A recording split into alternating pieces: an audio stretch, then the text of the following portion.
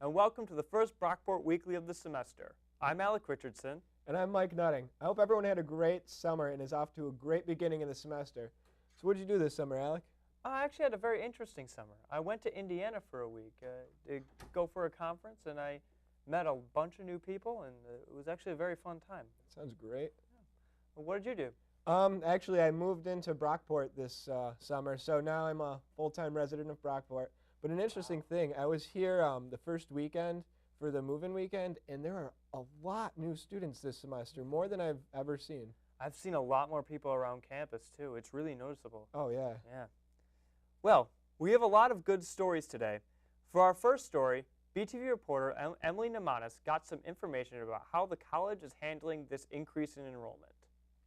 This semester, there has been the largest number of new students in 25 years, including both freshmen and transfer students. We'll enroll over 1,050 freshmen. We had a really good year in terms of record number of applications, 9,500 applications we were able to, which is a record, able to choose from. But we also brought in a very large transfer class, one of our largest in the history of the college. However, this should not affect the learning experience. We will continue to maintain small classes. Our average class size is 22 students. A student-to-faculty ratio of 18:1. We'll maintain those ratios. The increase in applications has made it more difficult to be accepted into Brockport. Yes, over the last 10 years we have been fortunate. We're receiving more and more applications. We still can only bring in a certain number of freshmen.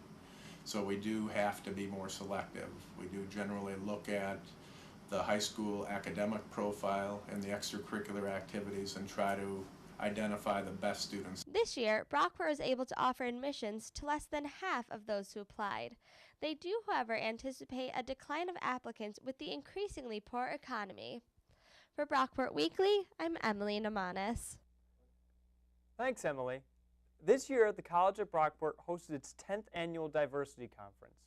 Many students and faculty gathered to attend workshops and lectures celebrating and educating people about diversity. Brockport Weekly had a chance to speak with keynote speaker Phylicia Rashad to hear her input on diversity. Growing up in Houston, Texas in a time of legal segregation, and then in moving to Mexico City, I was in an international city in which there were no boundaries, no prohibitions of what a person could do or where a person could go. And it wasn't shocking, it was liberating. It was expansive. You know, if you could tap into something inside yourself that is beyond your name, your gender, your cultural background, your religious traditions, your community of friends, what would that be? Look for the good in everything and for the good that you can achieve. And if you don't see the good, get out. It's nice seeing Claire Huxtable on the Brockport campus. Yeah. Actually, another cool thing I saw at the Diversity Conference was they had a steel drum band here, and it was the most amazing sound I've ever heard. Wow. The songs they played, it was really fun.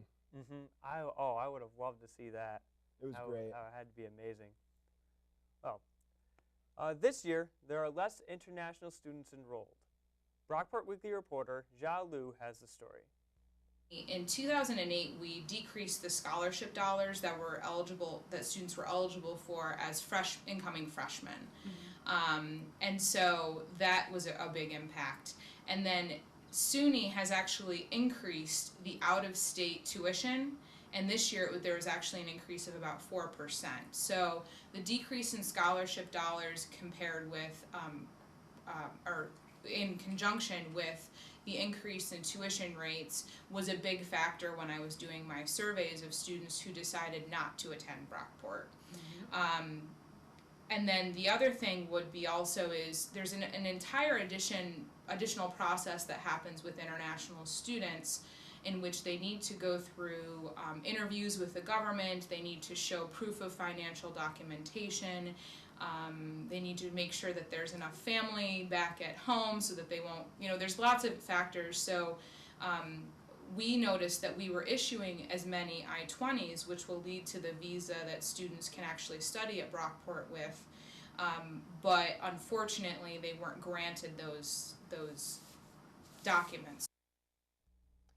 Well, I've heard the country singer Luke Bryan talk about how rain is a good thing, but I find that really hard to believe. There's kids walking around miserable around campus, especially with the puddles. I know, I've seen an awful lot of kids with rain boots on today.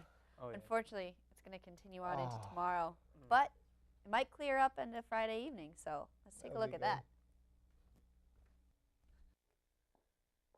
Let's take a look at this low pressure system.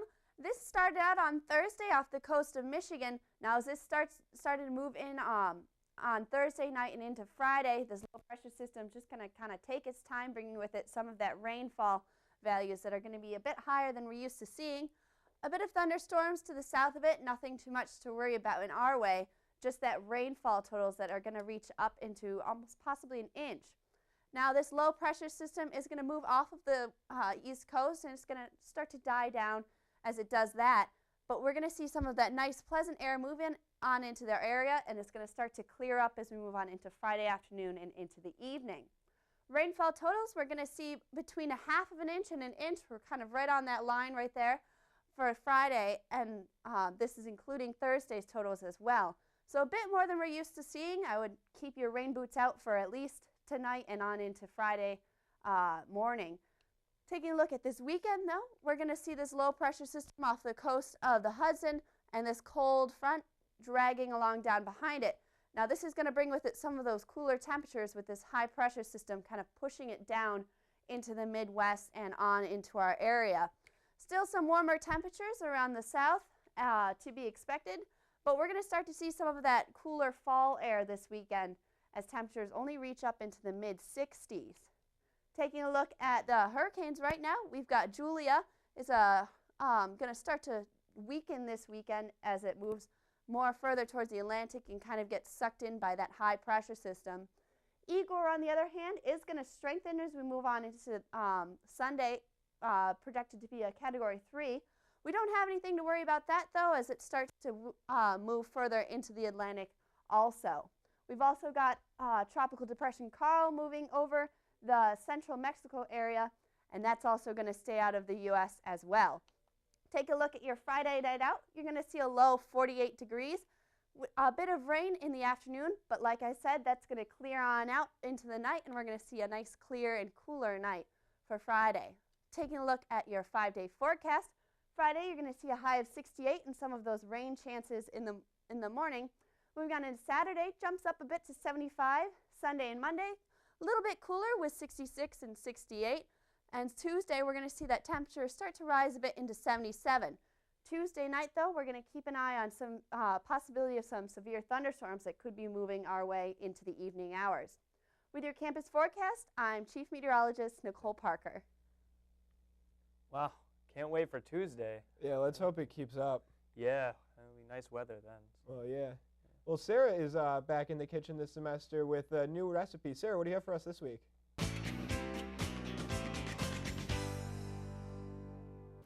Welcome to the weekly recipe. My name is Sarah, and today we're going to be making a broccoli salad. For the recipe, you'll need broccoli, mayonnaise, white vinegar, red onion, raisins, sugar, and bacon. So the first thing that you're going to do is take your mayonnaise, vinegar, and your sugar. Now I've already measured out the amount of mayonnaise that you need. You need 3/4 cup of mayonnaise, so add that to a dish.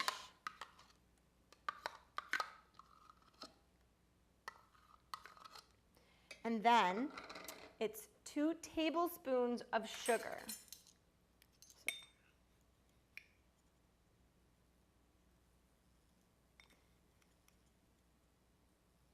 And then one more thing, it's 2 tablespoons of the white vinegar. And this all just gets mixed together. This is the dressing for the salad.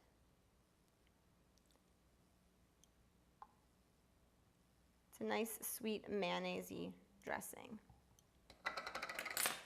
So then go ahead and just mix that together.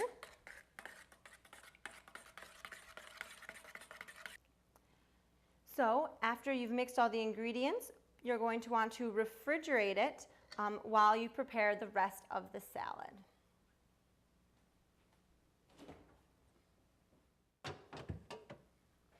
So while that's in the refrigerator, you're going to mix the rest of the salad together. I've already cut up 3 heads of broccoli. That's how much is in this salad. You can adjust the amount of paste based on how many people are eating. So the broccoli is in a large bowl. Then this is 1 small red onion. Add that to the salad.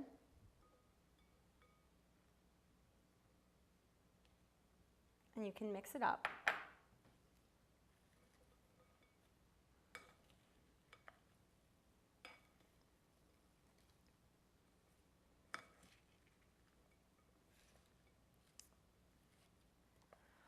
All right, so our next ingredient is the bacon.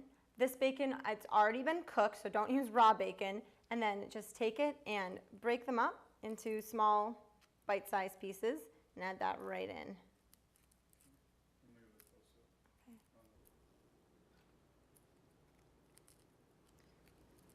Make sure your bacon is nice and crispy. And then mix again.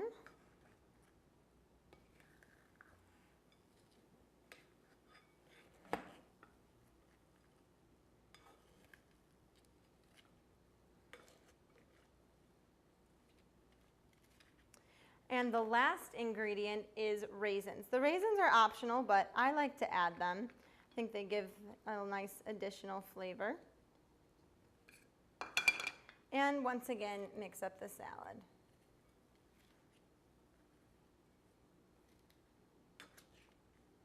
Oops.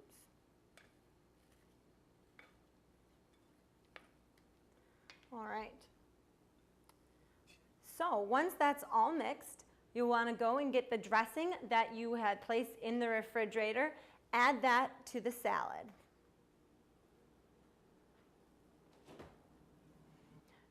All right, so we have the dressing that was in the refrigerator.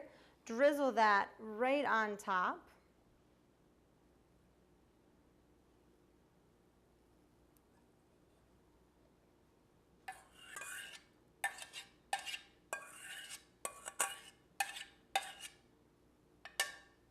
And go ahead and mix it up. So that's all there is to making the broccoli salad. Make sure you put this in the refrigerator if you're not going to eat it right away, just because there's some mayonnaise in it and you don't want that to be left out. So if you just want, we'll try a little bit of it.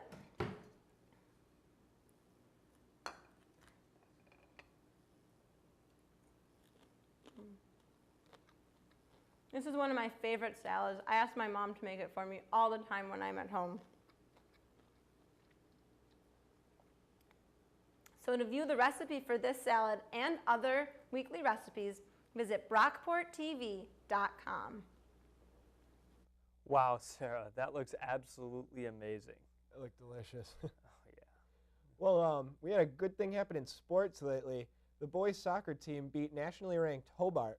Let's take it to Eagles Nest and Ryan Gates to see more.